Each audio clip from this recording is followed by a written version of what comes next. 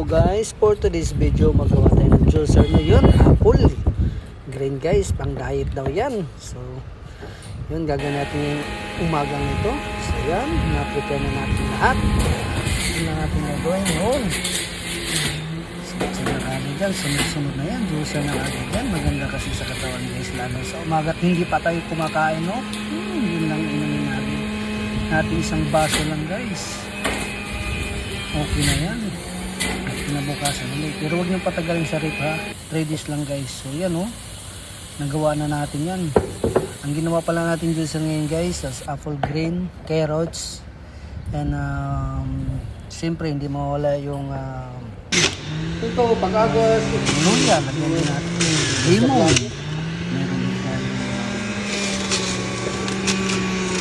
Klase-klase yung mga juice. Kasi yung mga fruits ano natin. Ayan o. Maganda sa katawan yan. Ito ang the best guys. Alam niyo to? Nakalimutan ko rin to eh. Ako ano, di ba? Yun ang gagawin natin para healthy ang ating katawan. Diba guys? Yun lang ang ating gagawin sa umaga. Tusa tayo. Yun o. Alam na yan dyan lahat o. Kumpleto, halo-halo na yan guys.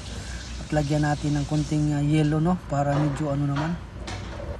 Thank you for watching guys and mabuhay.